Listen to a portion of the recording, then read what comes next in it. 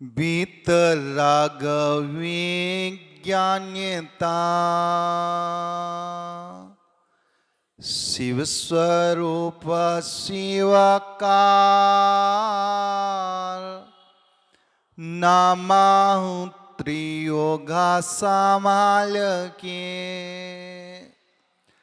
जय बोलो देवादिदेवी खज्जर अडमोल नायक चिंतामणि पाशनाथ भगवान की। संत श्रोमणी गुरुवर आचार्य श्री जी विद्यासागर जी मुनि महाराज की। ढाई दीप स्थित 3 कम 9 करोड़ मुनिराजों की।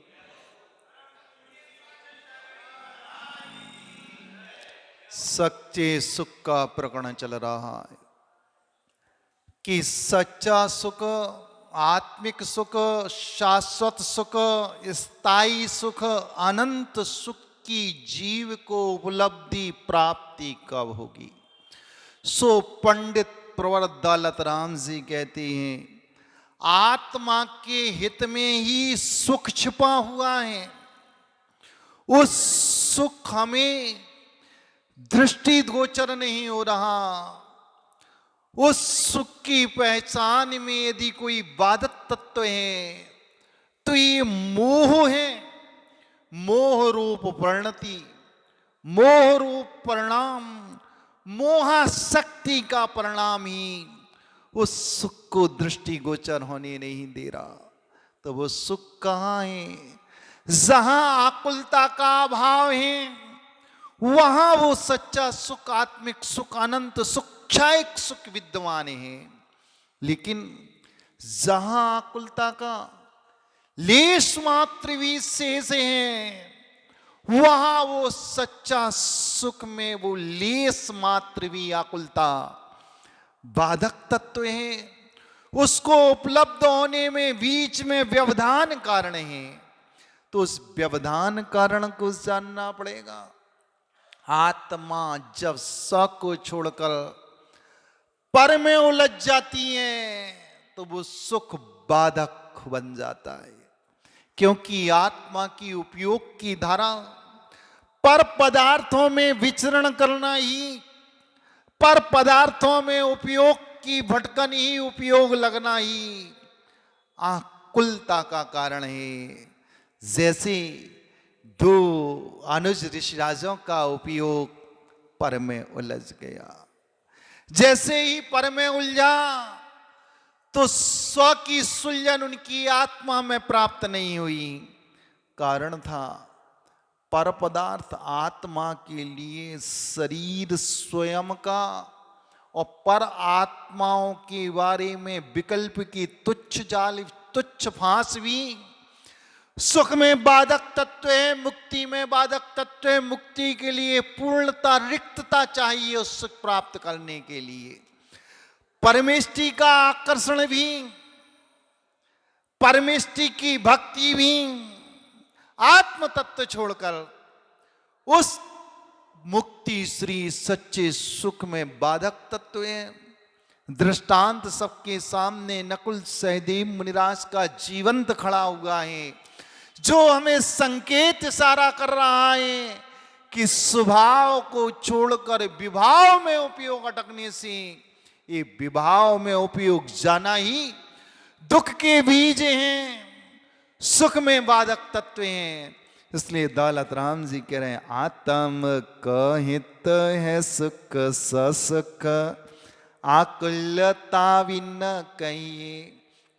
आत्मा में जब जब आकुलता का भाव उत्पन्न होता है तो जीव आत्मा दुख की अनुभूति करता है, दुख का एहसास करता है।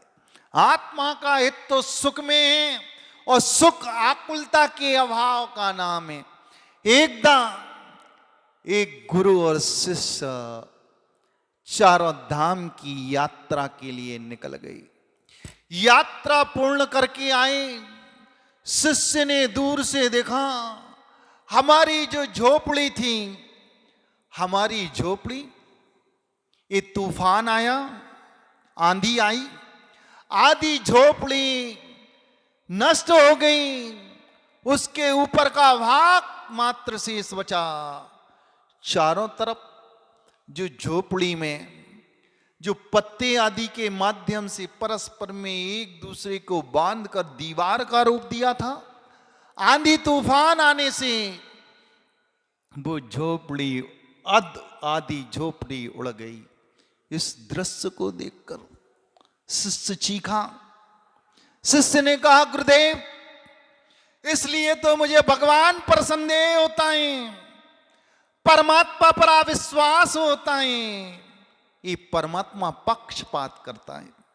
ये परमात्मा गरीब के साथ, धर्मात्मा के साथ अन्याय करता है और पापात्माओं के साथ कुछ नहीं करता। हमारी घास फूस की झोपड़ी आज इस परमात्मा ने उड़ा दी और आज टूटी फूटी झोपड़ी नजर आ रही है, जबकि पापात्माओं की, अधर्मात्माओं की महलों के दरबार पर दरार तक नहीं आई और धर्मात्मा सज्जन पुरुषों की झोपड़ी इस परमात्मा ने उजाड़ दी। इसलिए मुझे परमात्मा पर संदेह होता है, परमात्मा पर अविश्वास होता है।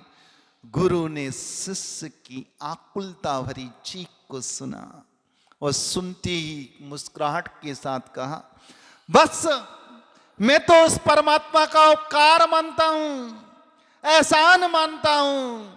उस परमात्मा ने हमारे साथ हित किया।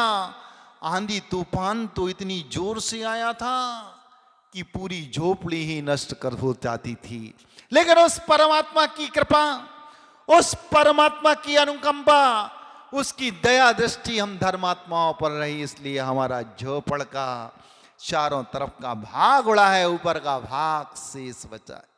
बंधु, एक की दृष्टि में आकुलता थी, एक की दृष्टि में निराकुलता थी। शिष्य की दृष्टि में आकुलता थी। उस पर झोपड़ी को देखकर, अधझड़ी झोपड़ी को देखकर उसके मन में विकलता उत्पन्न हुई। जैसे ही विकलता उत्पन्न हुई, उस निमित्त को देखकर उसका दृष्टिकोण बदला। दृष्टिकोण बदला सो से दुख उत्पन्न हुआ। गुरु का दृष्टिकोण समीचीन था, सकारात्मक था, नकारात्मकता का अभाव था उसकी दृष्टि में। उसने परमात्मा को शुक्रिया प्रस्तुत किया, धन्यवाद प्रस्तुत किया। आपकी अनुकंपा से आधा झोपड़ा बचा रहा। थोड़ी सी मेहनत करने के बाद पुनः अपनी झोपड़ी को पूर्ववत कर लूंगा। इसलिए बंधु, जो जितना निराकुल होता चला जाता, उसके जीवन में उतना उतना सुख प्रवेश करता चला जाता, और जो आकुल रहता है उसके जीवन में दुख का पहाड़ टूटता रहता है। इसलिए दौलत राम जी कह रहे हैं, आत्मा का हित सुख में है और वो सुख आकुलता में के बिना ही वो सुख प्राप्त होता है। इसलिए दौलत राम जी ने सुख के स्वरूप का वर्णन किया और सुख में वादक तत्व जो आकुलता है, उस आकुलता जब तक इस आत्मा में विद्वान रहेगी, तब तक ये जीवात्मा, ये पुण्यात्मा, ये भव्यात्मा उस अपने लक्ष्य, उस शाश्वत सुख को त्रिकाल में प्राप्त नहीं कर पाएगा। युधिष्ठिर मुनिराज, भीम मुनिराज, अर्जुन मुनिराज कैसी थी? उनका उपयोग सौम्य था, पर में उनकी उलझन नहीं थी। आत्म तत्व में लीन थे। व्यवहार मोक्ष मार्ग से ऊपर उठकर निश्चय मोक्ष मार्ग में तल्लीन थे। तो सदा सदा के लिए उनकी उलझन सुलझन में परिणत हो गई। उलझन कब तक रही? जब तक ये उपयोग की धारा पर में जाती है, तो उलझन का संस्कार का अंश भी जब तक आत्मा में जीवित रहता है, तब तक वो सुख प्राप्त नहीं हो सकता। तीनों ज्येष्ठ साधक युधिष्ठिर, भीम, अर्जुन, मुनिराज स्व में विचरण कर रहे थे। व्यवहार मोक्ष मार्ग से ऊपर उठकर निश्चय मोक्ष मार्ग में तल्लीन थे। इसलिए निश्चय मोक्ष मार्ग साक्षात मोक्ष का कारण है, और ये व्यवहार मोक्ष मार्ग परंपरा से मोक्ष सुख का कारण है। नकल हर सहदेव मुनिराज व्यवहार मोक्ष मार्ग में उलझ गई। सो उस आत्मिक सुख को वर्णन नहीं कर सके, उस आत्मिक सुख को प्राप्त नहीं कर सके, पर में उलझ गए, व्यवहार मोक्ष मार्ग का अवलंबन ले लिया, निश्चय मोक्ष मार्ग से हट गई। विचार उत्पन्न हुआ, ये वृद्ध साधक इस दारुण अवसर को कैसे सह रहे होंगे। परमेष्टि के प्रति अनुराग, पंच परमेष्टि में साधु परमेष्टि के प्रति भक्ति का भाव, ये प्रशस्त राग भी बंध का कारण बन गया, निर्बंधपना दुख का कारण बन गया। कौन सा दुख? सांसारिक दुख। उस मुक्ति श्री का लाभ नहीं हो पाया, मात्र परगत राग की कणिकाओं का अंश भी शेष रहा, तो दोनों मुनिराज चपक स्तृण नहीं कर पाए, केवल ज्ञान संज्ञा को प्राप्त नहीं कर पाए, ये बाधा बन गई। इसलिए बंधु, जब आकुलता का प्रशस्त धर्मानुराग भी, उसका संस्कार एक पलक झपक प्रमाण आत्मा में भाव उत्पन्न हुआ, डिलीट हो गया, स्वयं का शरीर जल रहा है, स्वयं की देह के प्रति अनासक्त, उपसर्गकर्ता के प्रति कोई खेद नहीं, रोष का भाव नहीं, उसके अपयश का भाव नहीं, मात्र कैसे वृद्ध साधक से रहे होंगे। इतना सा राग के संस्कार ने, इतनी सी आकुलता ने नकुल सहदेव मुनिराज को संसार के दुखों में बांध दिया। जब इतना सा राग का परिणाम इतना बड़ा संसार का दुख उत्पन्न कर सकता है, इसलिए सुख तो संसार का प्रत्येक प्राणी चाहता है। दुख से संसारी प्राणी भयभीत हैं, लेकिन सुख दुख संसार में नहीं है बंधु, हमारे दृष्टिकोण पर आधारित है। जब हम दुख को दुख मान लेते हैं तो दुख बढ़ जाता है, दुख असहाय हो जाता है। जब दुख के बारे में विचार करता है, ये दुख मेरे जीवन में आया तो है, ये दुख आने का कारण क्या है, जब कारणों पर उपयोग स्थिर हो जाता है, दृष्टि टिक जाती है, फिर वो दुख दुख नहीं लगता। उस दुख में भी समता का भाव ही आकुलता का अंत करने का प्रवेश द्वार है। इसलिए आत्मा का हित सुख में, और सुख आकुलता के अभाव में प्राप्त होता है। आकुलता शिव माही न ताते, शिवमग लाग्यो चाहिए। वो आकुलता का अभाव संसार में नहीं है, दौलत राम जी कह रहे हैं।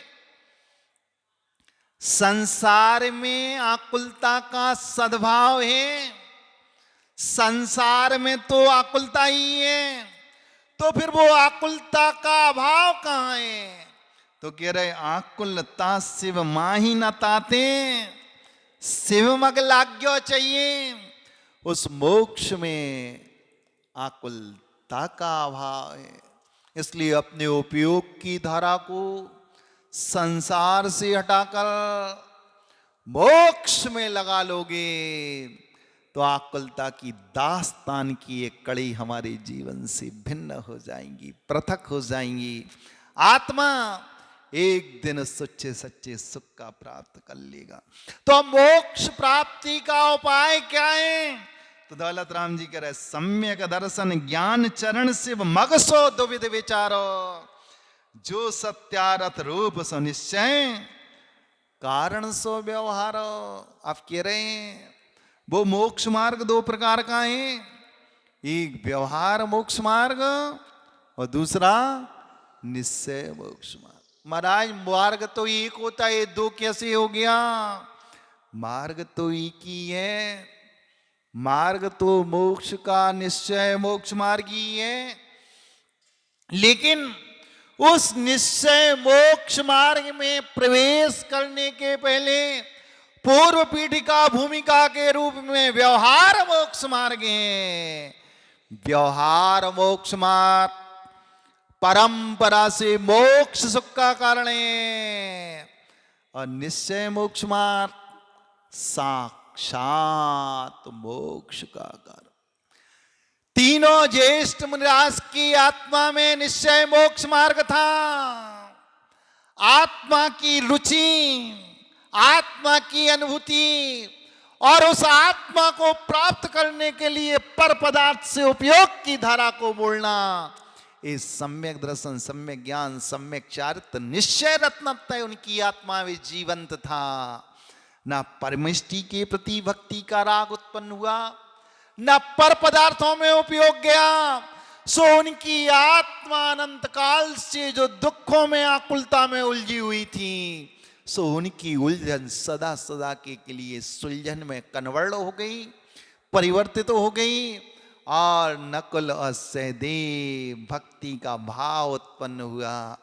आत्मा पर में उलझी, वो ब्रेक लग गया सच्चे सुख में, लेकिन स्वयं अपनी देह के प्रति अनासक्त थे, उपसर्गकर्ता के प्रति कोई रोष नहीं था।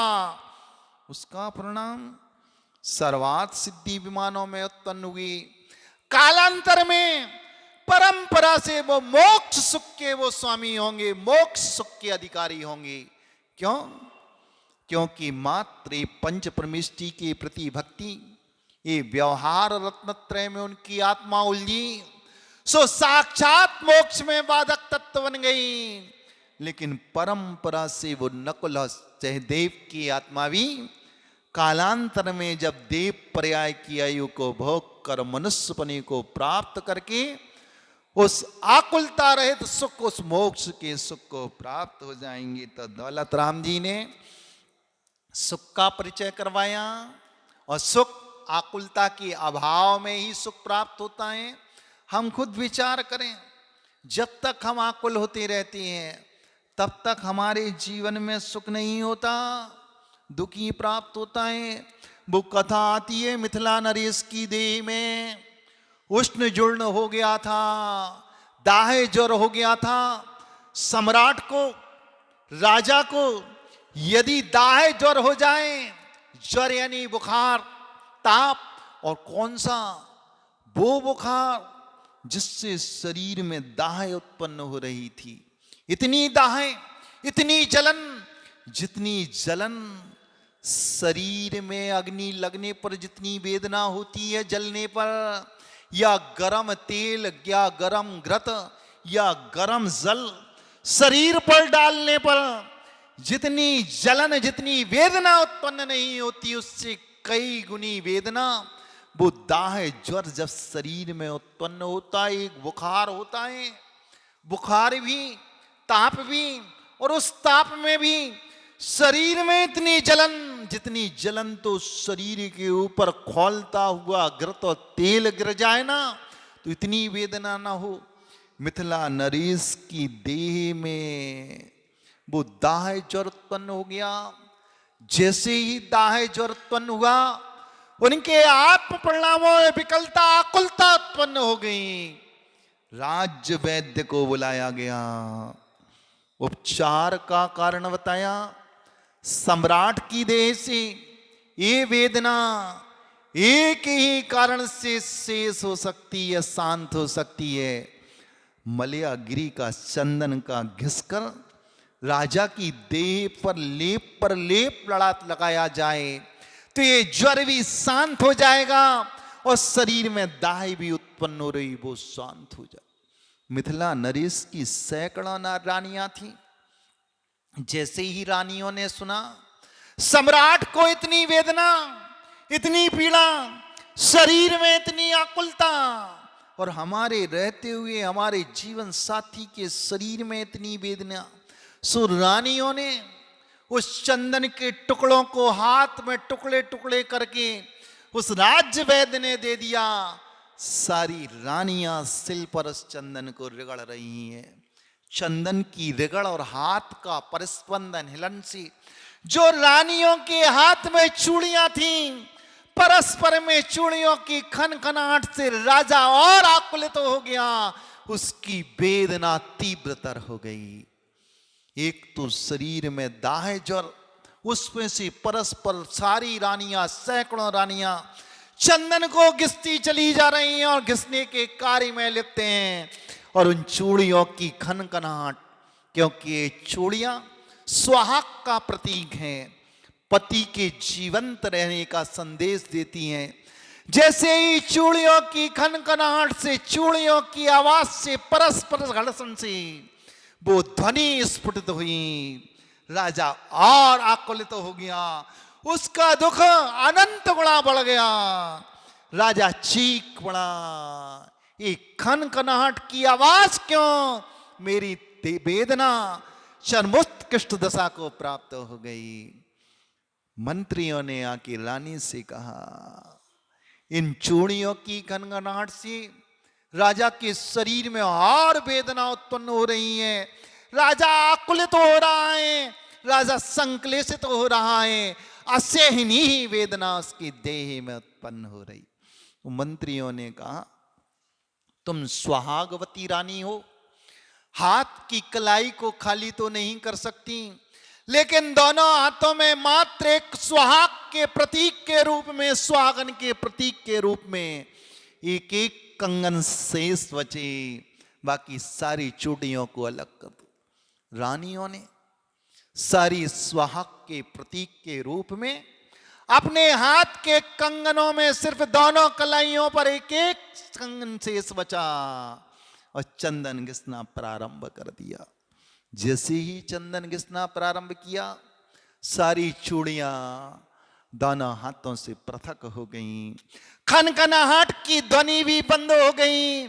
सम्राट को लगा ये खनखनाहट की आवाज बंद हो गई, क्या चंदन घिसने की प्रक्रिया को बंद कर दिया गया? राजा से मंत्री ने कहा, सम्राट आकुलित मत हो, चंदन घिसना निरंतर जारी है, फिर खनखनाहट की ध्वनि आवाज क्यों नहीं आ रही? तो मंत्रियों ने कहा, सम्राज्ञियों ने, रानियों ने अपने हाथ के सारे कंगन को पृथक कर दिए, अलग कर दिए, मात्र सुहाग के प्रतीक के रूप में एक एक कंगन शेष बचा, इसलिए परस्पर में घर्षण की ध्वनि रुक गई, इसलिए चंदन तो घिसा जा रहा है, खनखनाहट बंद हो गई। राजा को वो संकेत मिल गया, वो सूत्र उसके हाथ में थम गया। खनखनाहट एक में नहीं होती, खनखनाहट बहु में होती है। अब इस शरीर से यदि असाता वेदनी निर्जीर्ण हो गया, ये दाह ज्वर शांत होगा। एक के कारण दुख है, एक के कारण सुख है, अनेक के कारण दुख है, एक में निराकुलता है, अनेक में आकुलता है। राजा को सूत्र मिल गया, उस आकुलता की अभाव में जो सुख प्राप्त होता है। मेरे दुख का कारण एक पर मेरा उपयोग नहीं गया, अनेक पर मेरा उपयोग गया। एक आत्मा के शुद्धिकरण पे, एक आत्मा के विचार के बारे में मेरा उपयोग स्थिर हो जाता, तो आज इस देह में इस वेदना को मुझे सहना नहीं पड़ता, इस वेदना में मुझे कराहना नहीं पड़ता। राजा ने कहा, आज मुझे सूत्र मिल गया, मेरे थात में वो निधि आ गई। एक आत्मा में उपयोग स्थिर करने पर आकुलताओं का अंत होता है, दुख विलय को प्राप्त होती है, और सुख का प्रवेश द्वार में ये आत्मा प्रवेश कर जाती। रानियां अपने हाथ से चंदन लेकर आईं, राजा की देह पर चंदन के लेप को लगाया गया। राजा का दाह ज्वर शांत हो गया और राजा को वो सूत्र मिल गया था। राजा उठा और अपने ज्येष्ठ पुत्र के हाथ शीश पर अपने मुकुट को रखकर एकाकी हो गया और उसने कहा, एक में सुख है, अनेक में दुख है। सूत्र मिला और मिथिला नरेश ने इस प्रक्रिया से अपने जीवन को जिया। पहले 28 बुलबुलों का आरोपण किया, व्यवहार रत्नत्रय को अंगीकार किया और व्यवहार रत्नत्रय के सहारे उस निश्चय रत्नत्रय में प्रवेश किया और सम्राट मिथिला नरेश ने दुखों का अंत करके साक्षात मोक्ष मार्ग को प्राप्त कर लिया। मोक्ष सुख को निश्चय रत्नत्रय की अनुभूति करते करते एक दिन वो सम्राट केवल ज्ञान को प्राप्त करके, आकुलताओं का अंत करके, दुखों का अंत करके सच्चे सुख का भोक्ता, सच्चे सुख का स्वामी बन गया। इसलिए एक में सुख है, अनेक में दुख है। एक आत्मा में जब उपयोग स्थिर हो जाता है तो सुख का मार्ग प्रशस्त हो जाता है। आत्म तत्व को छोड़कर पर पदार्थों में, पर तत्वों में जो रुचि उत्पन्न होती है, आत्मा का उपयोग स्थिर होता है, वही दुख का कारण बन जाता है। तीनों ज्येष्ठ मुनिराज 100 में उनकी आत्मा का विचरण चल रहा था। पर से उपयोग हटा, पर से उपयोग, पर में उपयोग लगा, निश्चय उपयोग हटा, परिणाम क्या निकला? 3 आत्माएं तो सच्चे सुख, आकुलता रहित निराकुल सुख के स्वामी हो गए। और जिसका उपयोग स्वतत्व को छोड़कर पर तत्व में गया, वो संसार में आज भी उस आत्मा का अस्तित्व विद्यमान है। भले ही उस व्यवहार रत्नत्रय का फल, 28 मूल गुणों का पालन, मुनित जीवन की चर्या के जो क्षण निकले थे, उसका परिणाम कालांतर में प्राप्त होगा। साक्षात वर्तमान में बाधक तत्व बन गया और वो आत्मा आज भी संसारी आत्मा है। 33 सागरों पम संसार से बद्ध हो गई। मनुष्य आयु का जितना बंद इतना संसार। इसलिए सुख चाहते हो तो आकुलता से अपने उपयोग को मोड़ो, तब जाकर हमें सुख प्राप्त होगा। इसलिए तो हमारे आचार्य कहते हैं, भले ही वो मोक्ष का सुख अभी बाधक है, मोक्ष का सुख बाधक है, एक काल बाधक है, एक काल बाधक है, द्रव्य बाधक है, क्षेत्र बाधक है, भाव बाधक है, और ये भाव ये पर्याय बाधक है। लेकिन हम भले ही उस मोक्ष के सुख को आत्मसात ना कर सकें, लेकिन उसके निकट तो पहुंच सकते हैं। मोक्ष भले ही नहीं पहुंचे, इस मोक्ष की दूरी को तो हम कमजोर कम कर सकते हैं। वो कब आएगी? जब हमारी आत्मा में खोटे निमित्त को लेकर, पर निमित्त को लेकर ही आत्मा में आकुलता उत्पन्न होती है। निमित्त शुभ रूप भी होता है और निमित्त अशुभ रूप भी होता है। इन निमित्तों को जानकर, देखकर, इन निमित्तों में हम गाफिल नहीं होंगे तो उतनी उतनी हम सुख के निकट पहुंच। लेकिन क्या करें महाराज, निमित्त को ही तो देखकर आत्मा कैसी हो जाती है, कुपित हो जाती है। अच्छे निमित्त मिलने पर, अनुकूल निमित्त मिलने पर आत्मा फूल जाती है, उस शुभ निमित्त पर फिदा हो जाती है। अशुभ निमित्त मिलने पर आत्मा रुष्ट हो जाती है। यही निमित्ताधीन दृष्टि बंधुओं दुख का कारण है, आकुलता का कारण है। निमित्ताधीन दृष्टि से ऊपर उठना ही उस सच्चे सुख में प्रवेश करने का मार्ग है। इसलिए दौलत राम की बात को समझो और विचार करो कि आत्मा का हित सुख में और सुख आकुलता के अभाव में। लेकिन जीव सबसे ज्यादा पर को लेकर आकुल होता है, पर में उलझता है, तब जाकर दुख को प्राप्त होता है। आपका समय पूरा हो गया। मात्र 30 मिनट से ज्यादा क्लास नहीं मिलेगी, इससे ज्यादा आप नहीं। अब आप लेट आए तो आप बस इतना ही पर्याप्त। इसलिए धारणा बना लो, उस सुख को प्राप्त करना है तो जो प्राप्त है सो पर्याप्त है। अपर्याप्त के विषय में संक्लेश नहीं करना, पर्याप्त में संतोष धारण करना ही उस आकुलता रहित सुख, मोक्ष सुख के निकट पहुंचने का सूत्र हमारे हाथ में। अनुकंपा दया दृष्टि से द्रवित होकर आचार्य भगवंतों ने कह दिया, जो प्राप्त हैं सो पर्याप्त हैं। पर्याप्त में संतोष धारण करना, अपर्याप्त के प्रति आकुलता उत्पन्न नहीं होने देना ही मोक्ष का प्रवेश द्वार है, मोक्ष की प्रथम श्रेणी है। उस मोक्ष सुख की ओर हमारे चरण, हमारी आत्मा का गमन उसी क्षण इस आत्मा में प्रवेश द्वार में प्रवेश कर जाएगा, जब ये अंतस में हमारी धारणा बन जाएगी, जो प्राप्त है सो पर्याप्त है। यही निराकुल होने का सूत्र है। इस सूत्र को थाम लो, दुखों का अंत हो जाएगा और एक दिन उस आकुलता रहित सुख का स्वामी ये जीव भोक्तित्व स्वामित्व प्राप्त कर लेगा। हम सबके जीवन से उस आकुलता का अभाव हो और निराकुल दशा में हम सब लोगों का प्रवेश हो।